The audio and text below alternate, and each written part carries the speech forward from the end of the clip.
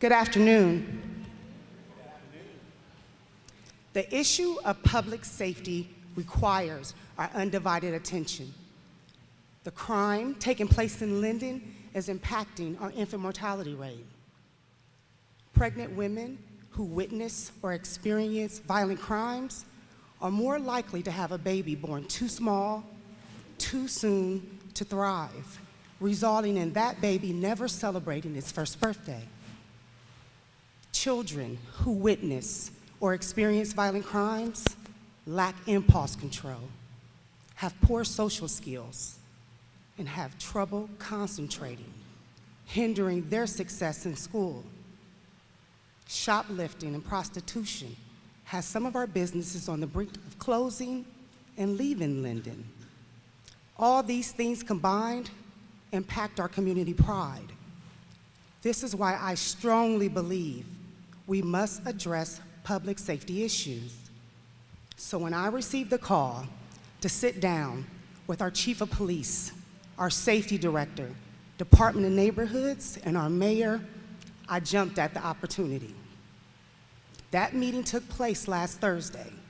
In the room, faith leaders, educators, civic groups, and residents, all having a candid conversation about what the city needs to stop doing, start doing, and continue doing to improve police relations and reduce crime.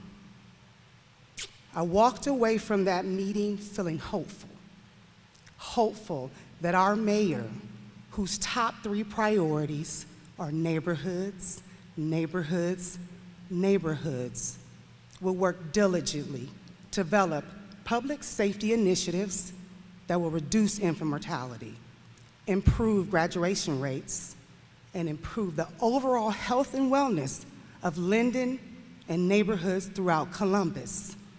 He is here today to talk about some of those initiatives. Please join me in welcoming our mayor, Andrew J. Ginther.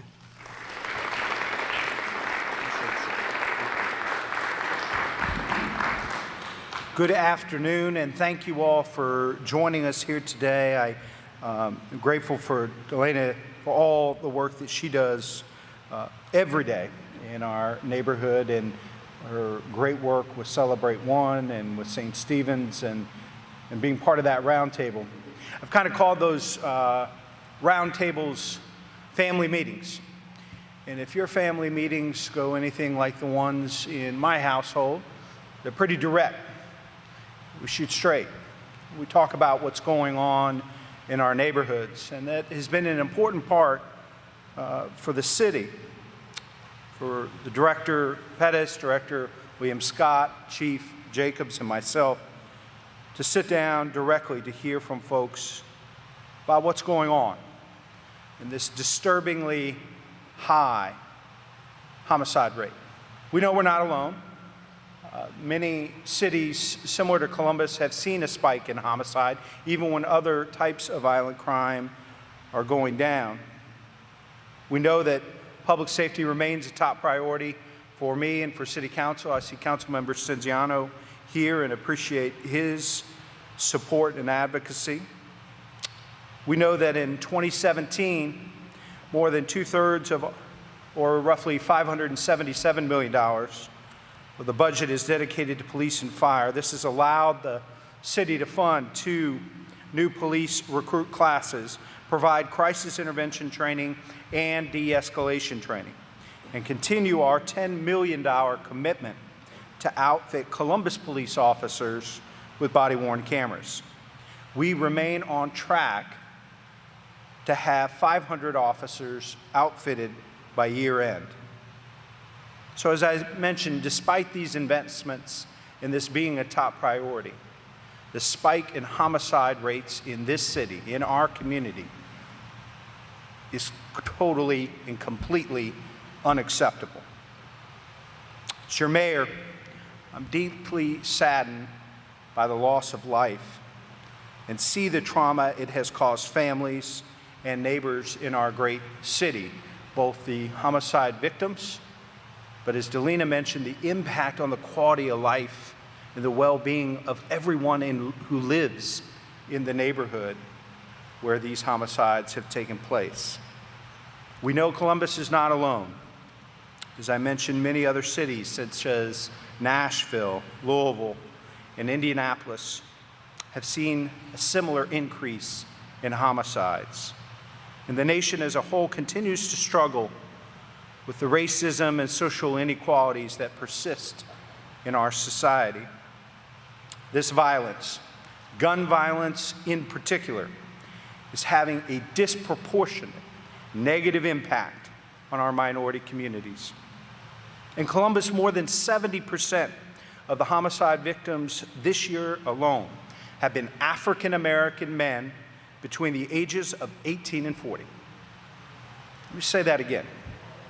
70% of the homicide victims just this year in our city have been African American men between the ages of 18 and 40. And more than 80% of those victims were victims of gun violence.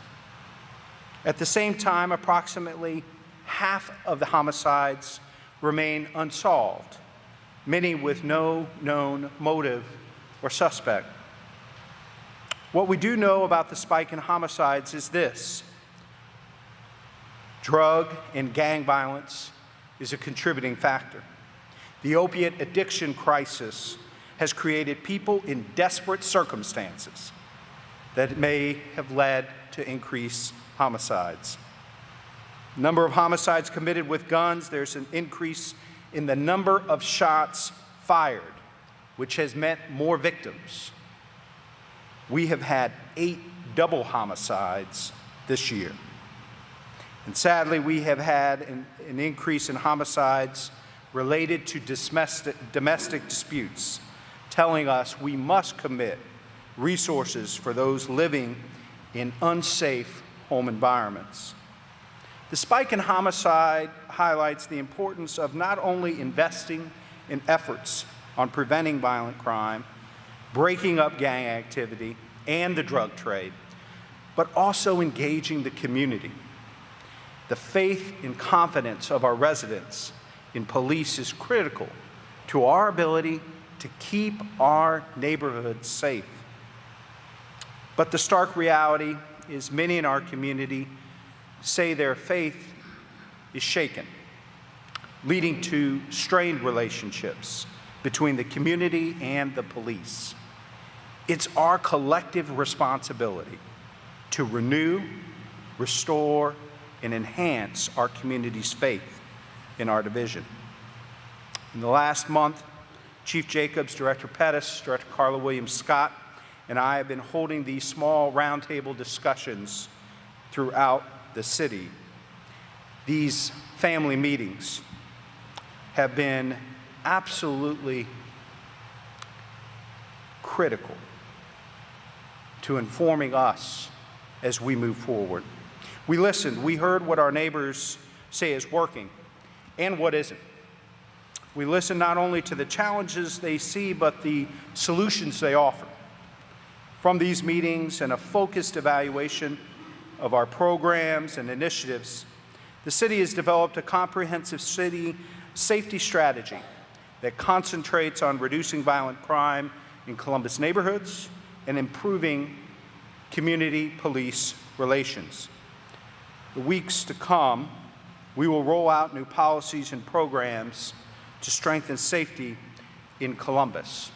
Today, we want to talk about programs and initiatives that we are implementing or expanding right now, some of which are just getting started. First of all, I want to tell you about Safe Streets. And it was in this room at Neighborhood Pride just a few weeks ago where some of the greatest advocates for this pilot initiative, the residents of Linden, talked to me about the work of Commander Knight and her team. This past summer, the Division of Police launched the Safe Streets program here in Linden.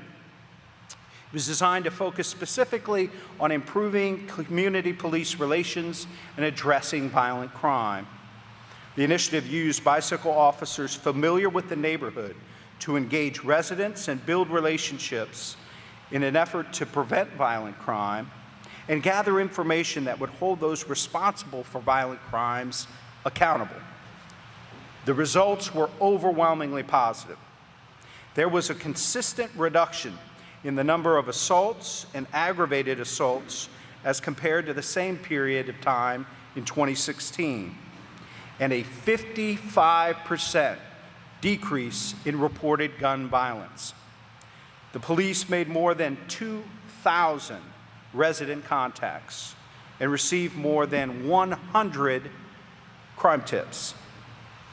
This pilot program demonstrates the value of focused, community-based policing and justifies similar efforts in the future extended to other Columbus neighborhoods. Now to tell you about some other efforts being made to prevent and fight crime and build community relationships, I would like to introduce our Chief of Police, Chief Kim Jacobs.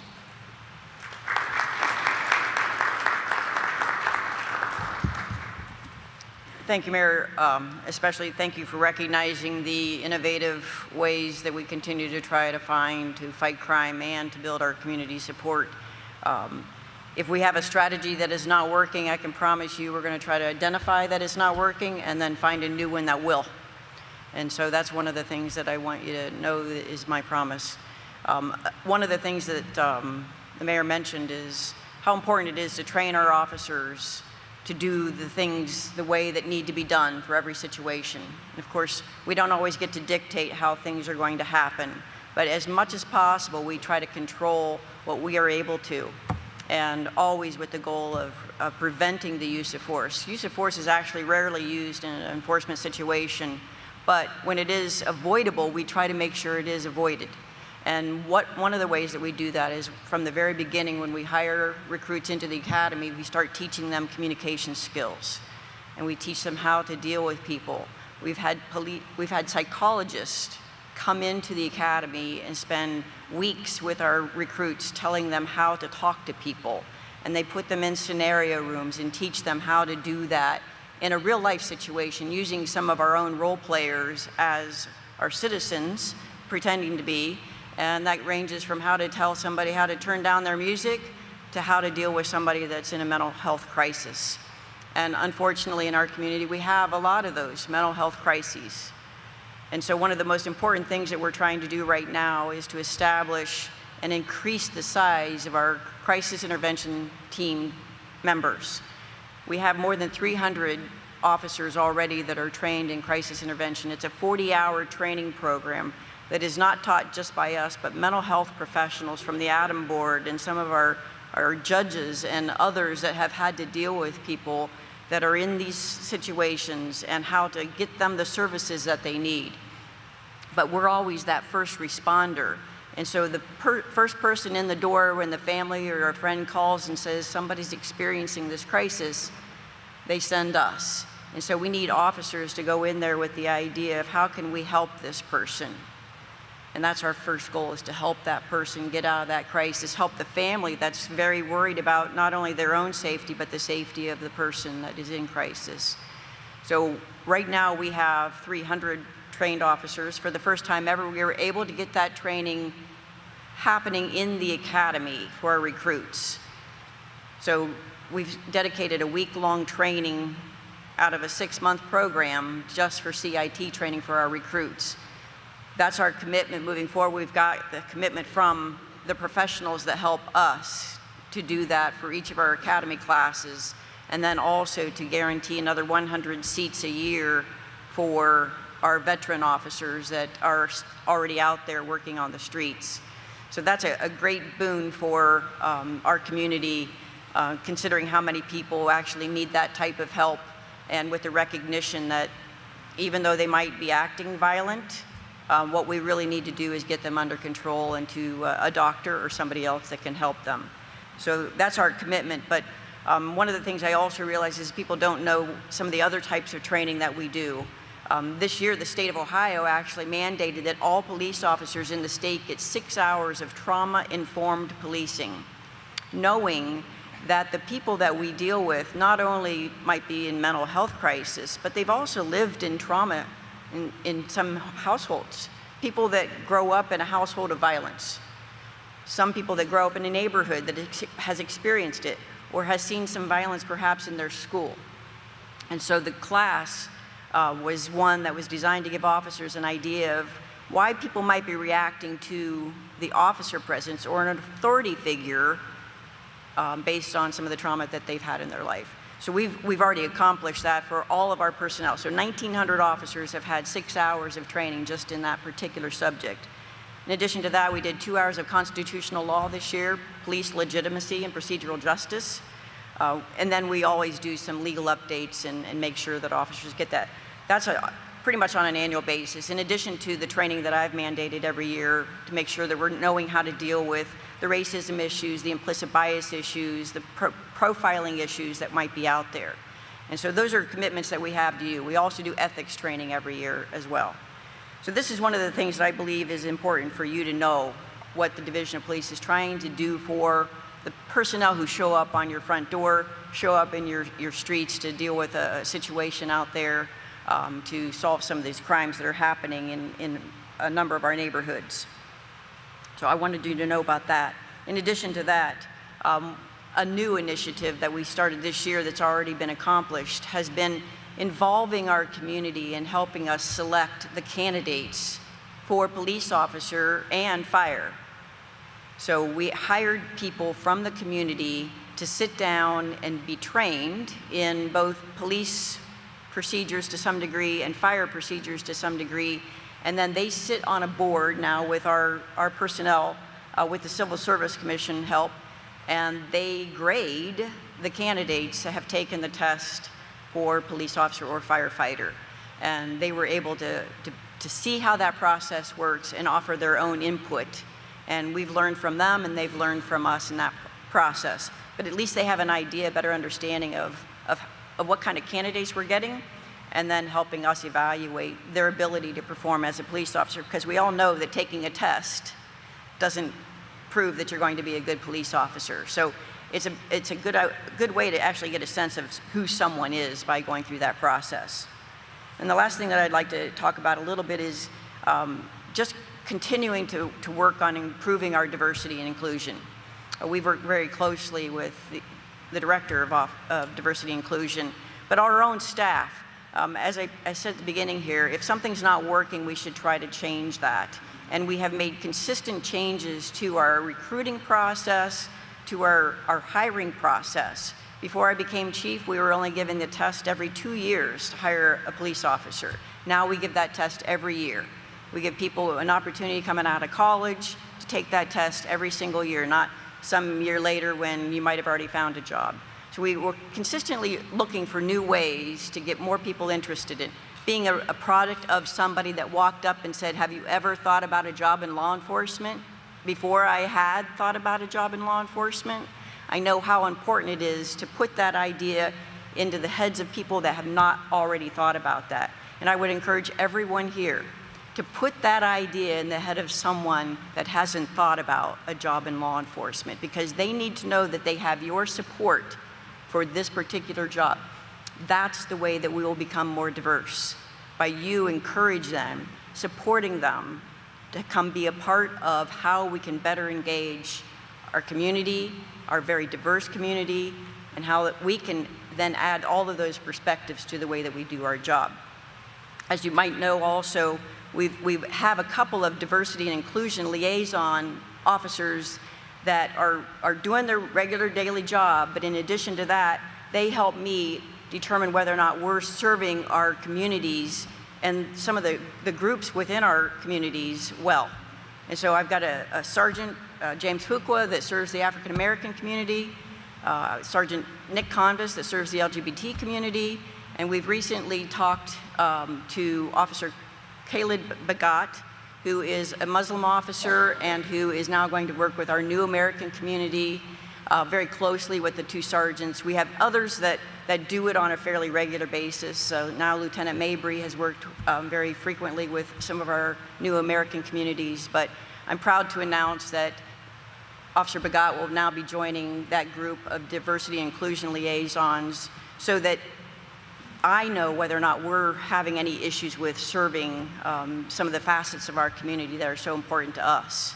So with that, I would like to pass the baton to my boss, the Director of Public Safety, Dr.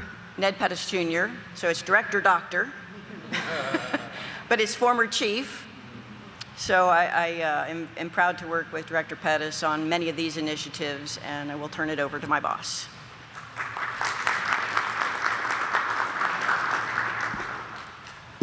Thank you, Chief. Thank you, Mayor, for the opportunity to be here to speak to everyone.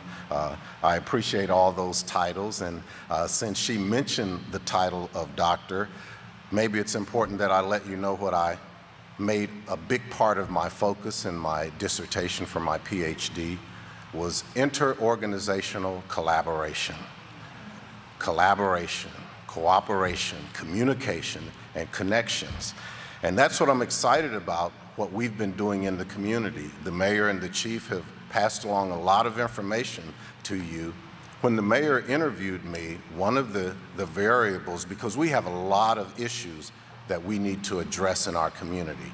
And as I've shared at all of these different roundtable discussions, government is not going to be able to solve all these problems alone. We will not be able to solve these problems without your help, without your cooperation, and without your collaboration. Consistent with that, the chief hit on diversity. I told the mayor in the Division of Fire where I came from, we had been doing the same things for the last 30 or 40 years and continue to expect a different outcome or to be successful. So I was very pleased when the mayor, my boss, issued a directive to all of his department directors that he wanted to see some new and innovative things done, even if they don't work. Try some new things. That's what we've been doing, and one of those were the community roundtable meetings that the mayor convened. People were excited. He brought out different individuals to hear their ideas, to hear suggestions on new innovations, new approaches to take. We do have a problem with violence. We do have a problem with homicides in our community. As the mayor said, 70% or more of them are African American males. And so we've been reaching out to the clergy and community leaders and those who have a voice in the African American community where most of these homicides are taking place. They've pledged to cooperate with us, to help us. A big part of the challenge and the problem is a lack of trust. There is an international initiative put forward by the International Association of Chiefs of Police, an international trust-building initiative. As the mayor pointed out when he gave statistics on those homicides, Chief Jacobs sends me a weekly homicide report.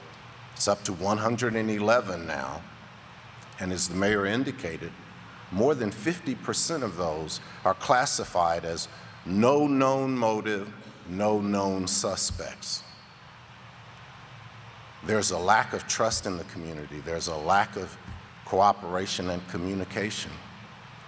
If we had more information, and we have a great crime lab, we use forensics, we do the best that we can. But our task is to do better, and we could do better if we had more cooperation, more collaboration. If people trusted more, they probably would help us more. But there's so much divisiveness, and we're working on that. A partnership I wanted to mention to you is breaking the cycle of violence through intense intervention efforts. Deputy Safety Director George Speaks, wave your hand. He's our liaison. The City of Columbus and Franklin County Court of Common Pleas have partnered to launch the Safe Neighborhoods Initiative. It's designed to break the cycle of violence in our community. The program focuses on violent offenders who are on probation and at risk to reoffend. Participants will receive intensive counseling from victims of violent crime, the family members of those killed by gun violence, clergy, medical professionals, police, judges, and prosecutors who will outline the physical and emotional damage caused by violent crime and the consequences, including life in prison or death. Participants will also be offered social services and workforce development assistance to establish employment and to provide an alternative path to a life of crime and violence. The program is a type of focused deterrence advocated by many Columbus faith leaders and social and restorative justice advocates. Now that's focused on those who have already offended. We also collaborate with the Office of Diversity and Inclusion. Director Steve Francis, wave your hand. We're trying to be proactive and work with the youth in our community before they offend. His office has worked with public safety, particularly police.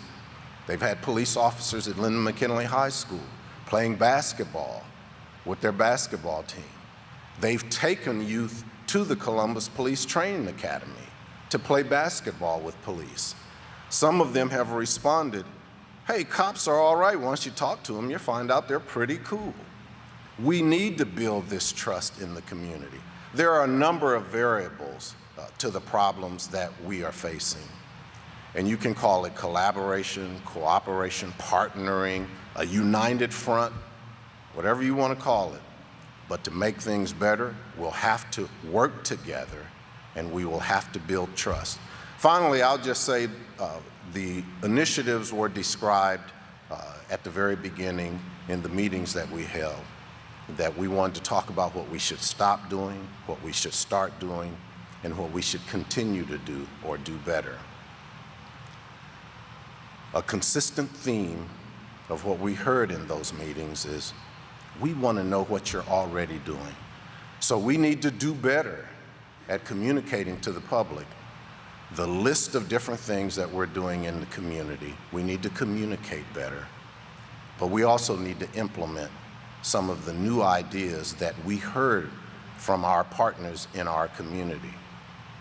I think if we keep working together, we can address this. Chief Jacobs touched on the lack of diversity. That affected me. I joined the Columbus Division of Fire over 40 years ago under a federal consent decree. A decade before that, there was a Negro fire station in the city of Columbus, and you could only work on the fire department if there was a vacancy at that station on 20th and Mount Vernon Avenue. That resulted in the lawsuit. A two-list system was established.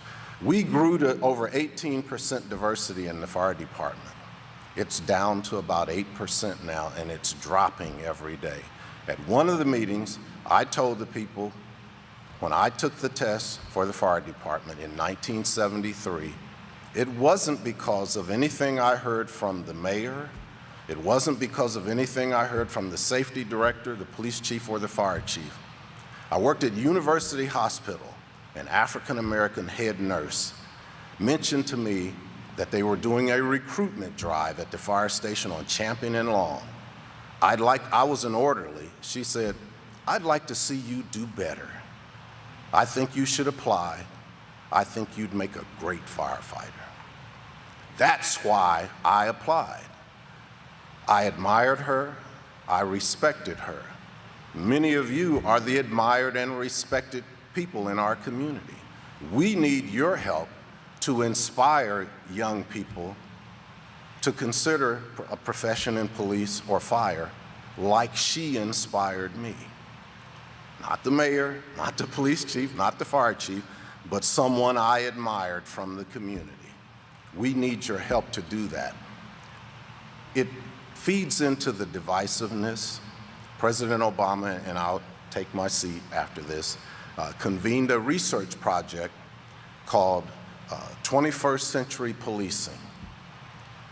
He had a number of pillars. The number one pillar was building legitimacy and trust in the community, and an integral part of that is having everyone represented in the organization. When you feel that you are excluded, you have less trust. Members of the community need to feel that they are represented. in public safety. As the mayor said, it's our highest priority. So that's a big challenge. I wanted to say all that to you because we've been working very hard on building trust in the community, turning the dynamic around so that we can make the positive change that we need to. Consistent with that, our Director of Recreation and Parks, Tony Collins, has a lot that he'd like to tell you about building trust and working with our youth in the community on this problem. So thank you.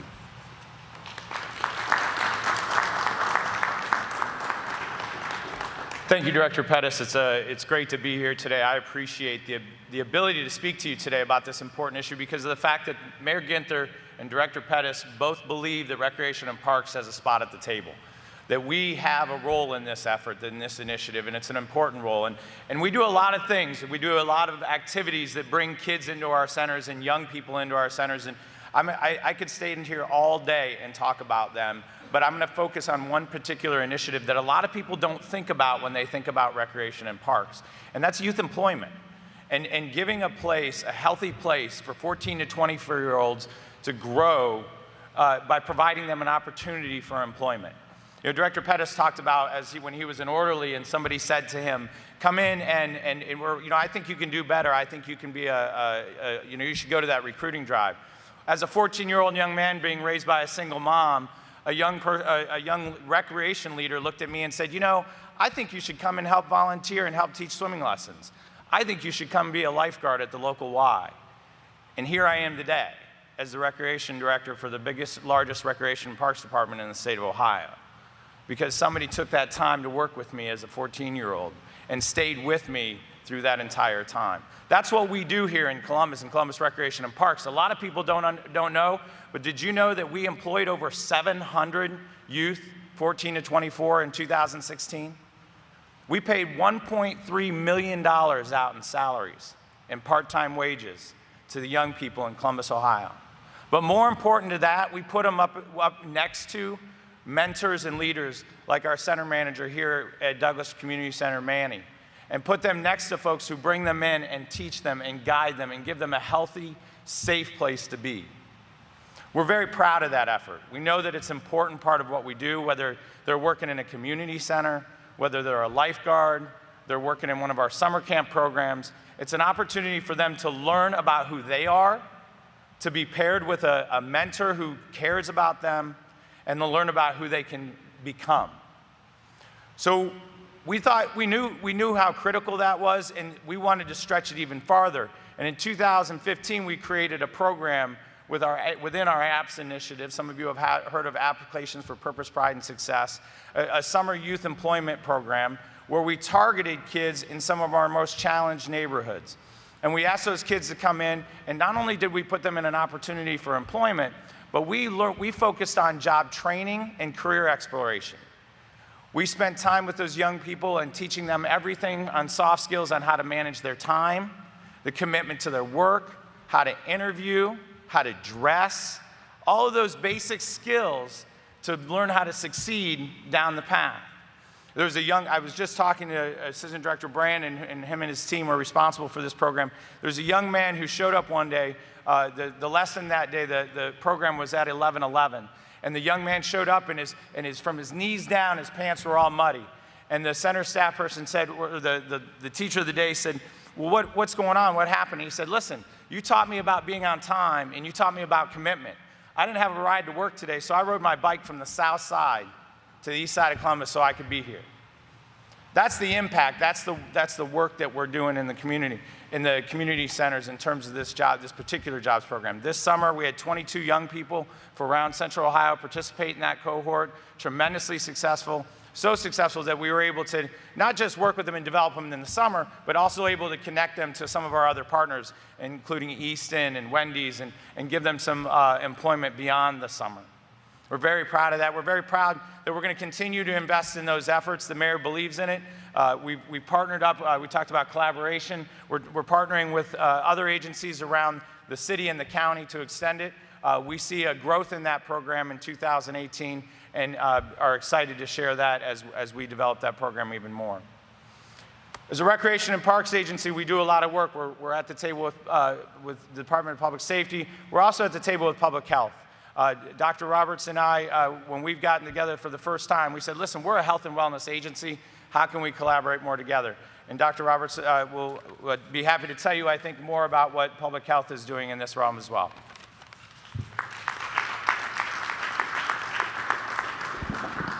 Good afternoon. A little closer. Well, I'm proud to be here and glad that the mayor and others wanted Public Health to have a seat on this and to talk about crime. You know, me and my colleagues at Columbus Public Health work every day to protect health and improve lives. Obviously, just like the other peers, my colleagues up here, we are concerned about the crime we see in our community, and we know the negative impact it has on our community's health. Like communities across this country, gun violence is pervasive, and it's a national public health crisis. 100 people die in the U.S. every day as a result of guns. In Franklin County, just last year, we had 113 homicides, and 90 of those were due to firearms.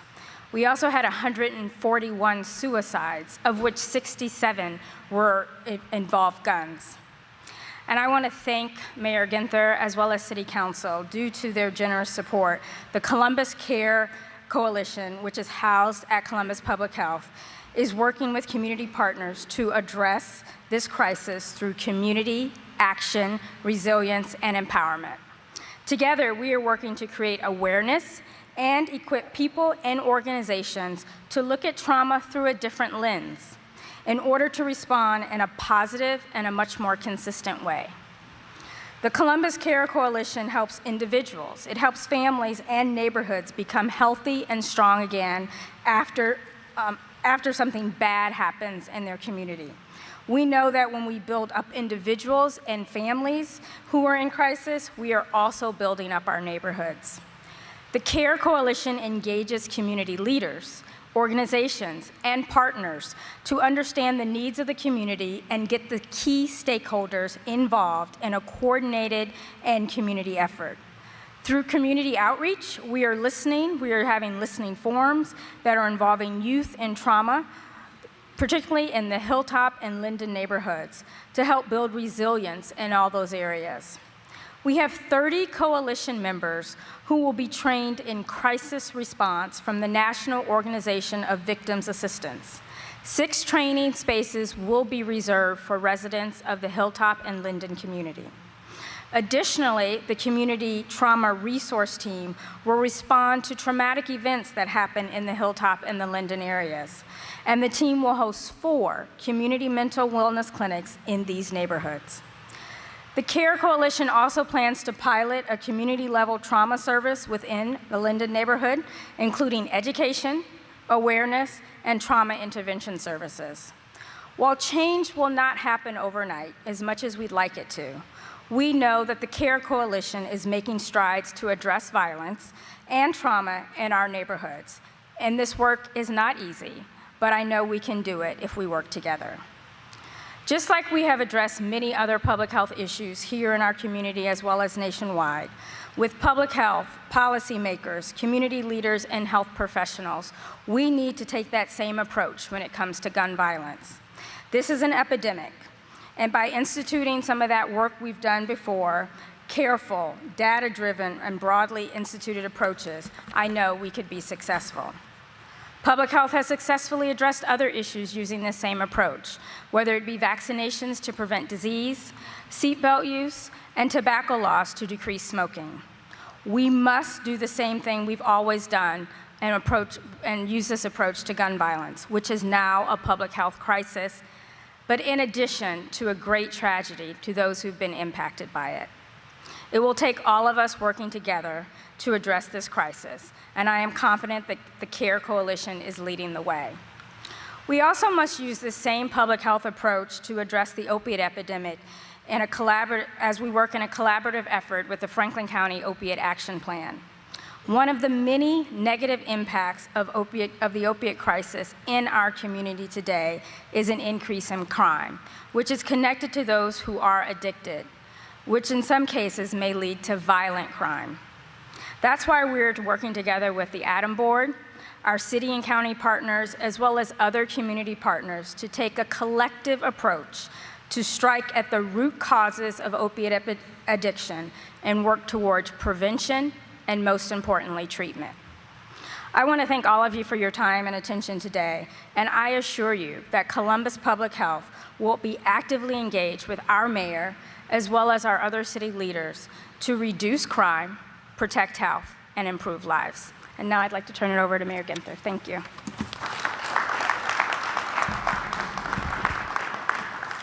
Thank you, Dr. Roberts, and to all of those that spoke here today.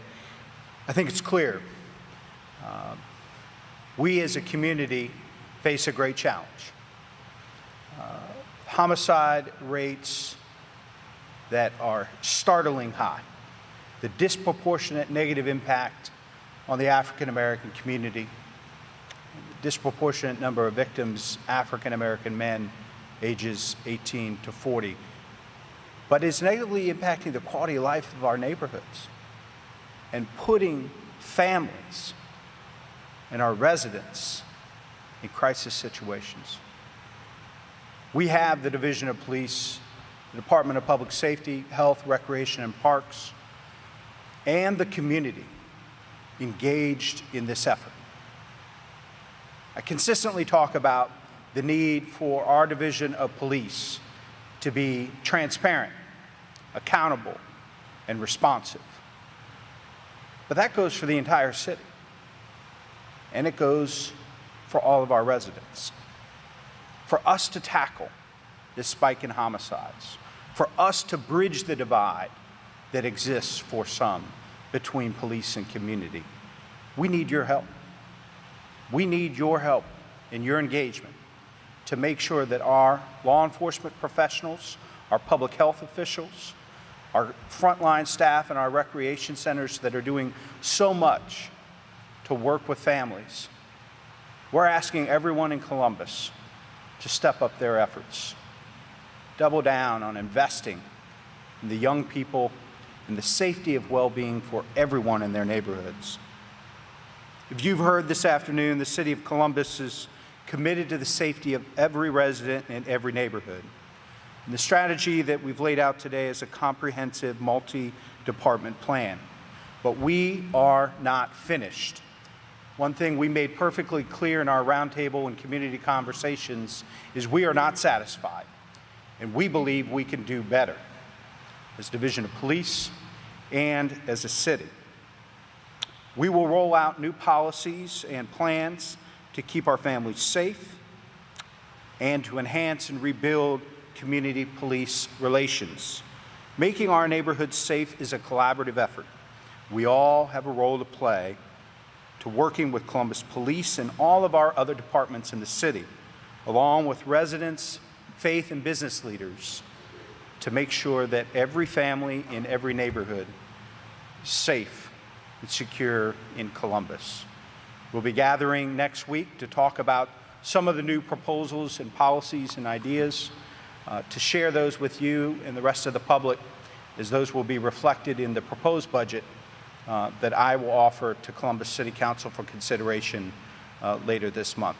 Thank you all for being here, and thank you for your commitment to working with us to make sure that all our families stay safe. Thank you. Thank you, Jeff.